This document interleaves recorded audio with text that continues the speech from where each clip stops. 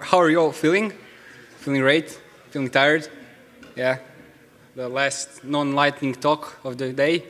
This is what the whole conference was building up to. Thank you. First of all, I would like to thank to all of you, to the organizers for inviting us, to the speakers. There were some amazing talks today. And before I start, I would just like to make a side note. If any of the presentation feels unpolished and raw, that's because it is. I've stepped in the last moment, and I like to give myself a challenge, so I spilled a whole cup of coffee all over my notebook the other day, so I did the presentation last night. But I just wanted to tell you that if you see something off, or if you like to comment something, just raise your hand and stop me and we can discuss it. The title of my talk is How is Keechma Different? And I would like you to introduce you to something, a tool we've been using in our day-to-day work for the past couple of years, something that powers pretty much all of our apps. So let's start from the beginning. First of all, I'm not nearly as handsome as that guy up there. That's Michal. He was supposed to be the original speaker for this talk. He is also the author of this framework. He is my colleague, my mentor, and my boss. And regretfully, he couldn't make it, so he sent me. But I'm feeling grateful that he gave me this opportunity to relay his message and his way of thinking to you. My name is, sorry about that. My name is Tibor. I've been doing this since the glory days of Flash and stuff like that, bouncing from design to front-end to back-end to front-end again. And then in the end, I settled with ClojureScript. And that's something I've been doing with Michal for the past 3 years now. And it feels pretty good. Together, we're part of an agency called Very Big Things, partly based in Florida, partly based in Croatia, where we are both from. And we've been doing a lot of stuff, from mobile apps, from quite heavy business form, financial domain-driven apps to heavily animated single landing pages. Pretty much anything we throw at Keechma, it sticks. So we're quite happy about it. What is Keechma? To explain the name, Keechma is anglicized word for Croatian term for backbone or spine.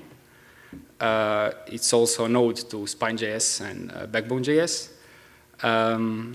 It is a front-end framework based on Reagent. That's a wrapper around the React written in ClojureScript. And it's basically our power tool. It's something that has withstood the test of time, and it's developing constantly. And I'll explain why we think this is quite, it's actually pretty easy to use tool once you get into mindset of doing an agency work, if that makes sense. I'll try to explain it step by step. So let me just talk about how it all started. Maybe that will bring things in perspective. Michal did front-end work for 10 years before he started doing consulting work. And he tested out a lot of frameworks. He was a core contributor to Kranjcec, if you heard of it. And during that time, he figured that doing agency work is quite tricky because the type of development is very rapid. Sometimes the whole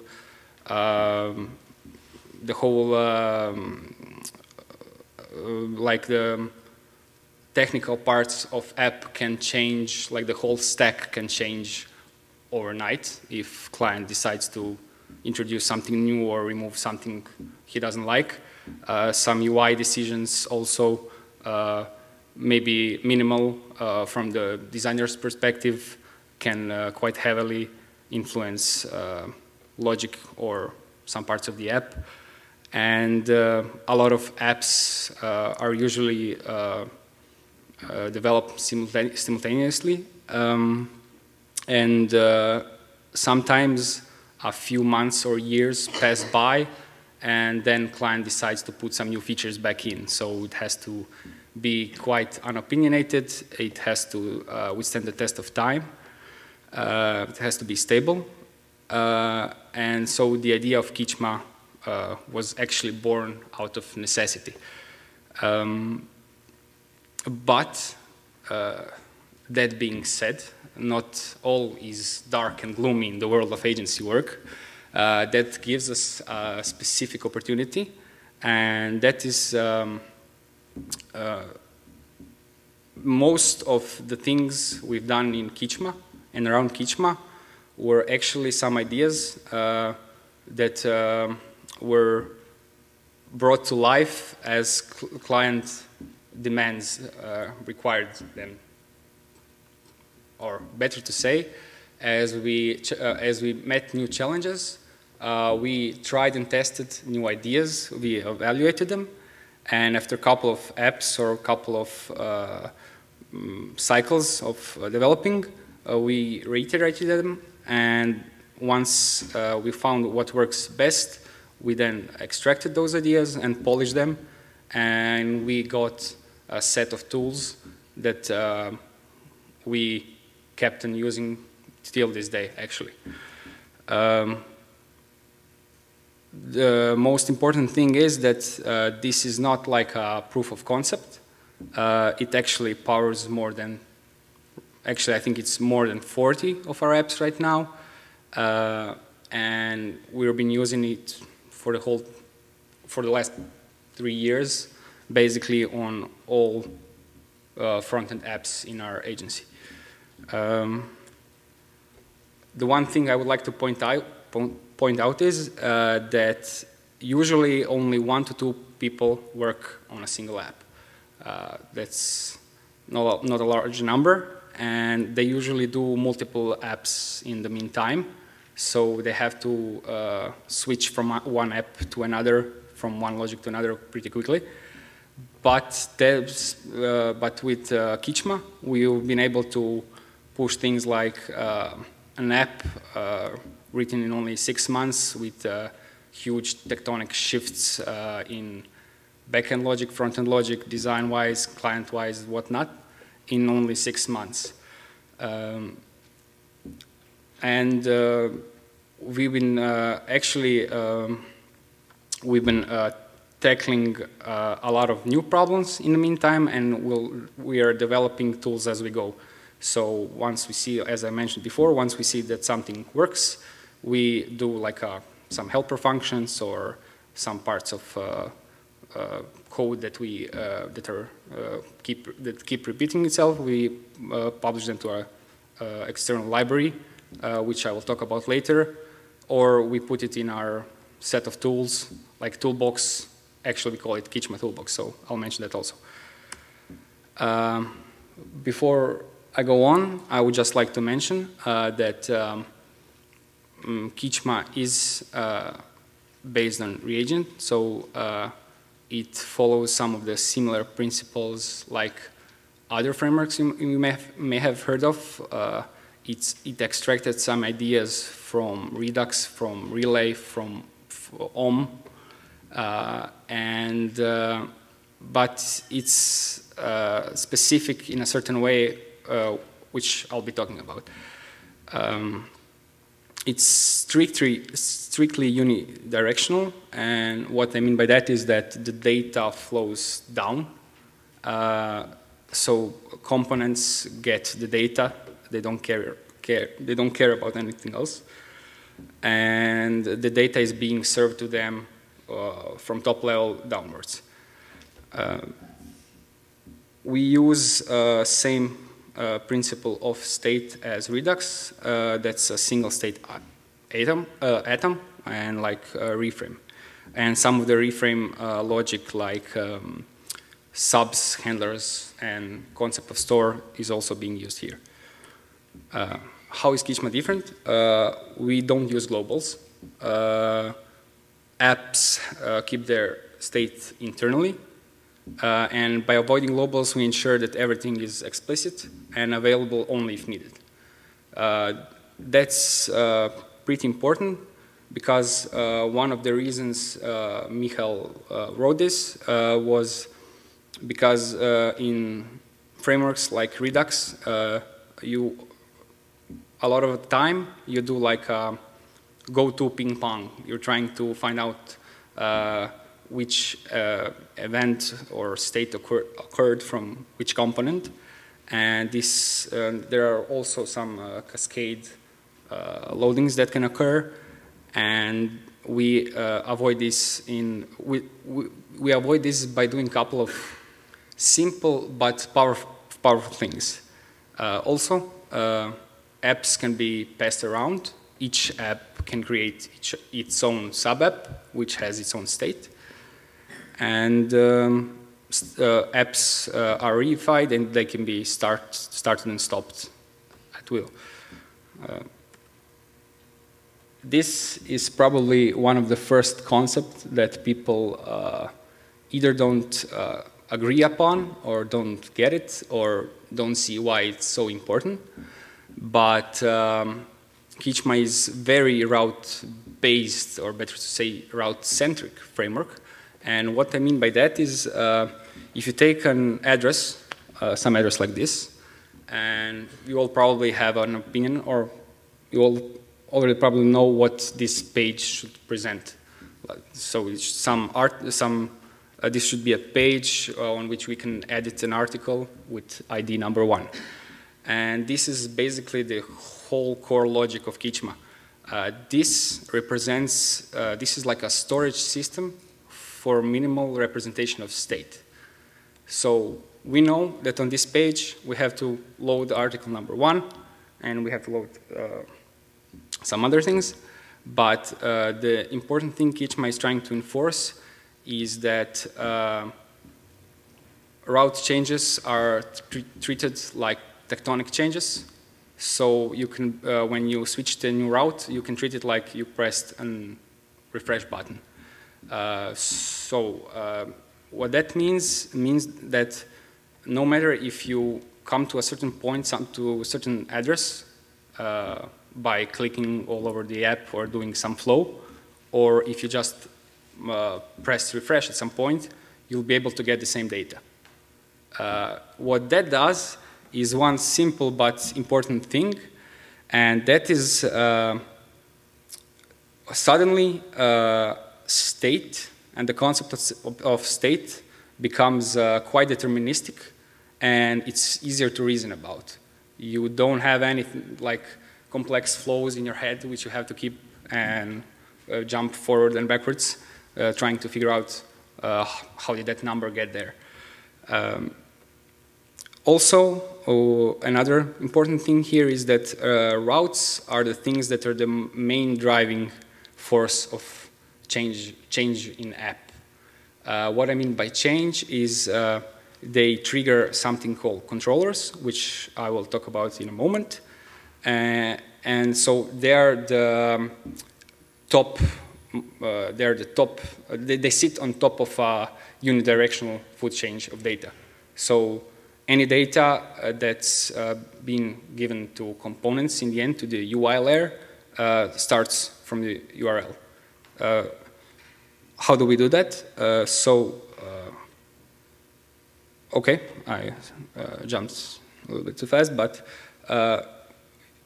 route itself, URL, is treated like data, like anything other.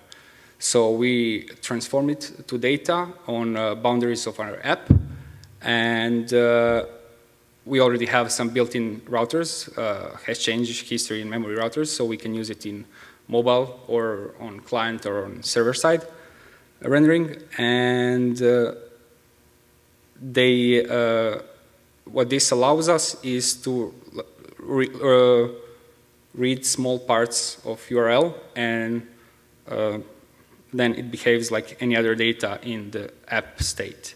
This is an example. Let me just zoom here. So it's a little bit small on my notebook, but I'll try to explain it.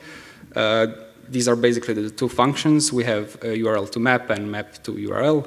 What they do is they either serialize the data we have stored in our app state, or they convert it from a URL to data. Also, you can note here that the data can, the URL can be pattern matched, and components or the state doesn't care. So if you define some pattern matching when you start the app, it will treat it the same way. So they, sorry, I was starting to read from the next slide, so I got confused a little bit. So the URL is the driving force, as I mentioned before. What URL does is when URL changes, it triggers something we internally call controller manager. And what that does is, this is basically this is the Keechma's secret sauce, the controllers. They're the biggest differentiators between Keechma and any other framework. And what they do is they respond to route change. They're stateful. What I mean by that is that they have a strict life cycle, which I'll explain in a moment. They're deterministic, so they're based on route, and just by reading the route, you know which controllers will be started and which will be stopped. They're totally agnostic. They give you access to the whole app state, so you can do with it whatever you want to. And this is the place where we usually do all of our dirty code. So this is the place where we talk to the outer world with APIs, where we bind where we respond to commands sent from UI layer, where we mute the state and whatnot. Basically, this allows us that the enforced lifecycle, which I'll show on the next page, is the thing that ensures that you can reason about small incremental accrued changes, like going from page to page and collecting some data, or refreshing a page on certain part as the same thing. So this is the controller lifecycle, and basically how it works. It's in its handler function. You get the params part in which you can read the URL part from the start of the talk or from a few slides before, and based on that you can respond to that URL change we talked about. So controllers take care of not just on that URL change. They're also smart in a way that they do a lot of work for you. So even if you don't close some things manually, they do it for you. They're aware of previous value. So I'll just go through the table and explain it, so it will probably be a little bit clearer. They look at the data of route params, and for example, page in this case. And if the previous page was nil, or it didn't have value, and the new value was nil, nothing will happen. But if we jump to a page called articles, then the control will be started. If we switched from articles to blog, it says here started, but actually it would be restarted. And then if we switched back to nil, it would be stopped. If we went from articles to articles, nothing would happen. what this does is we have a certain life cycle of a controller, and that means that when we get to the articles page, a certain controller that depends on it will be started, and then we can, in that controller, we can do all the things we need for that page.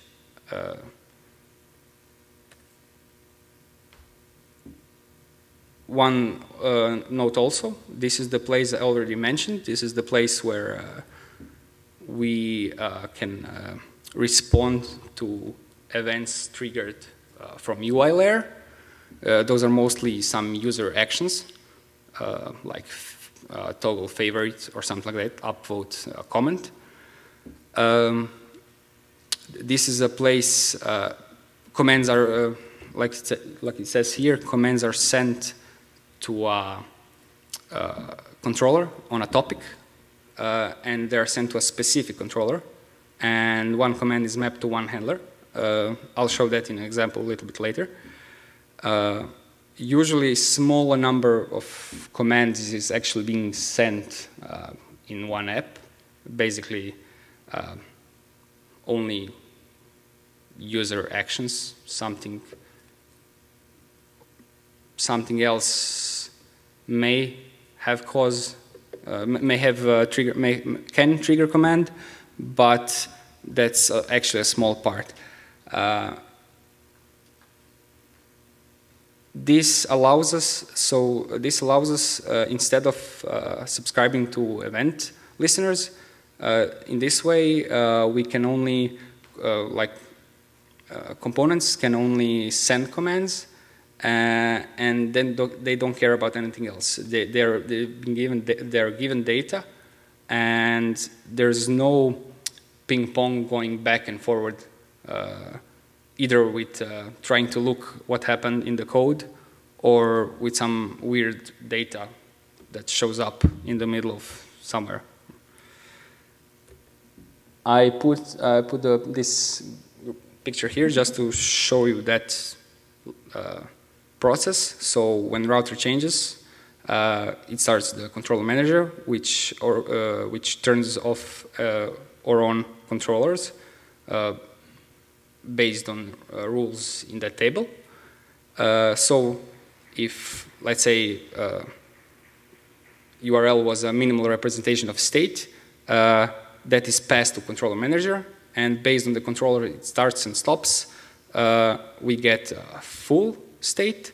So maybe controllers talk to some APIs and get some data, and then they store that data to our state, and then that state is being passed down to UI layer. And that is this directional flow I was talking about. This yellow arrow here actually presents the commands that we can send from the UI layer to controllers. Controllers API is pretty minimalistic. It uses core async channels for communication, in-chan and out-chan. And this allows you to do the right thing most of the time. It's actually pretty simple to use. I'll show you on the next slide. And one thing to mention is that if a controller is stopped, its channels are being closed, even if you didn't do the work manually, or if you didn't do the proper cleanup. So this is the example we usually give. This is a WebSocket example. I don't know if you can see the code. I had to use some old images I had, screenshots. So here we can see we defined the method controller. We have params, handlers, and stuff like that. But the important thing is right on the top that this controller only responds when we are on order history page. And the important thing to notice here is that we have this disconnect function that's being used to connect to the sockets when the controller is started, and also it's returning a disconnect function, which I'll be showing in the next page. It didn't fit on one screen, and in that function connected to the sockets, we're actually talking to this controller via in-chan channel, and we're triggering the commands listed down below. So that looks something like basically this. So we're making, we're connecting to sockets right here, and we're basically mapping event handlers from sockets to commands that we are sending to running controller in Chan.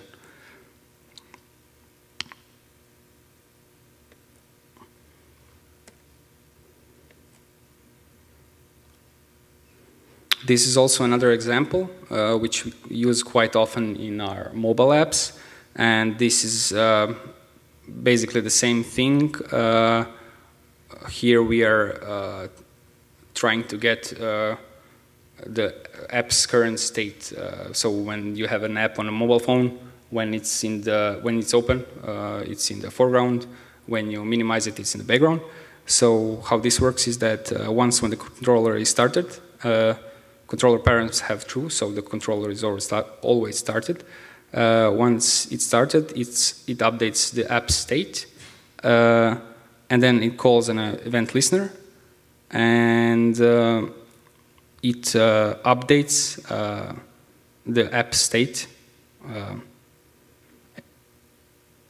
every single time the app state changes, because we have, oh, this is pretty small here.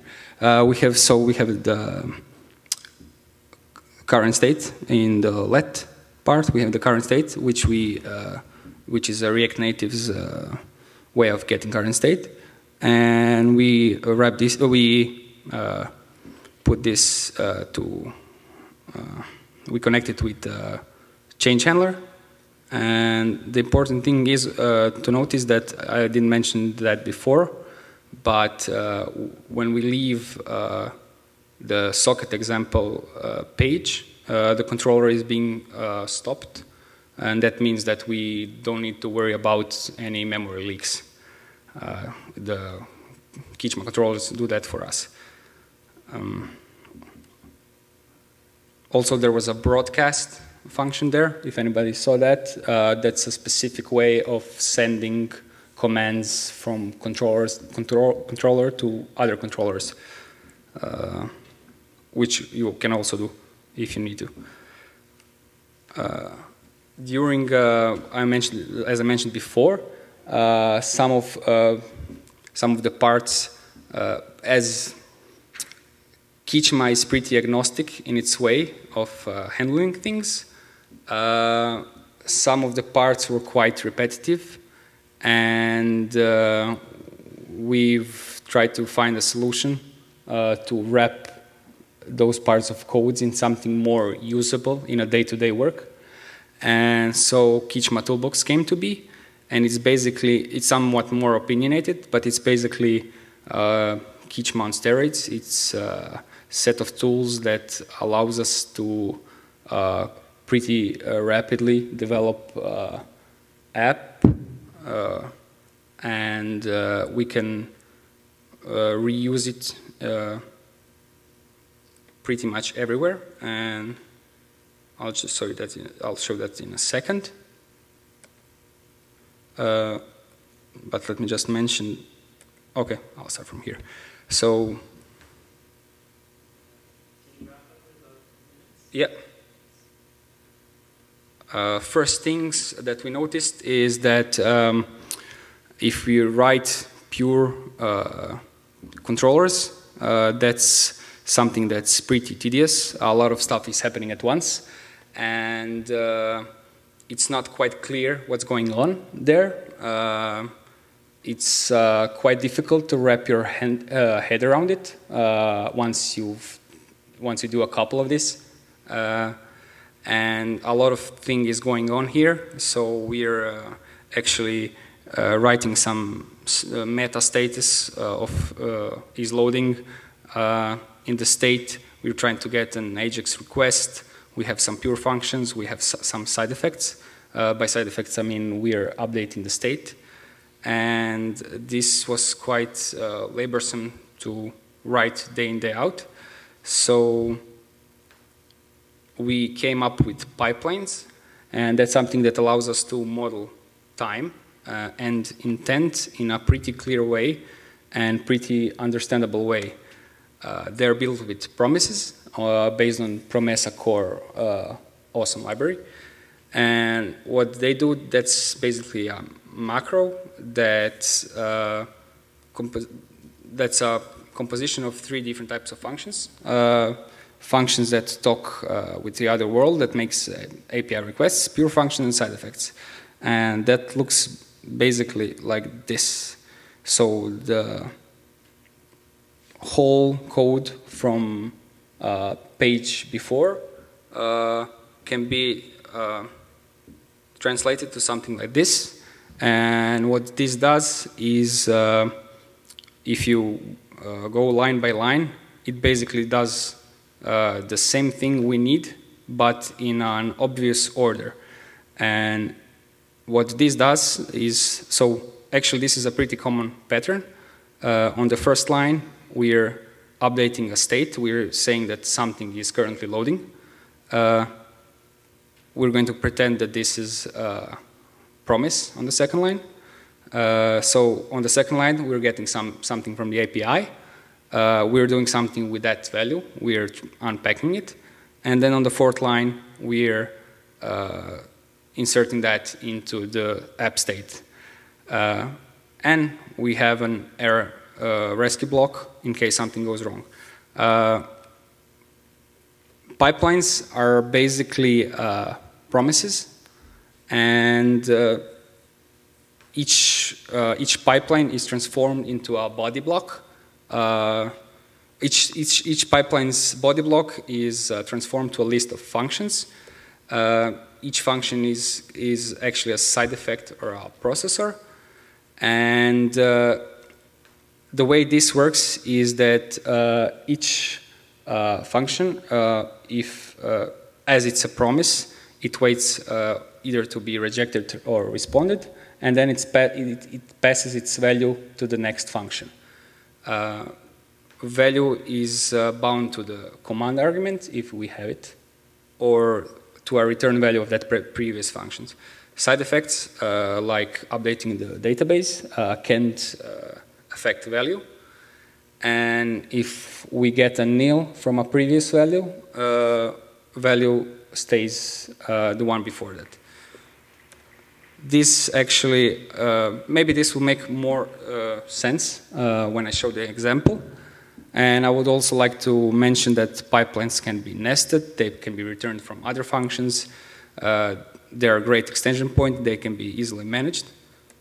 And maybe this will give you an answer. So something quite tricky, like doing an autocomplete, is basically done in a few lines of code. So what we do here is, so let's start. We have a function that delays pipeline. Then we have some request, and then the controller starts. So we have a search. So we'll start from the search. We have an exclusive pipeline. I'll explain what that does in a second. That's a wrapper around regular pipelines, which starts when value is not empty. So when user enters something in the input field, it delays the pipeline for 300 milliseconds. So it just waits for a moment before user enters another one. So not to start the request immediately. And then it searches for it does the API request, and it prints the result. The exclusive part of the pipeline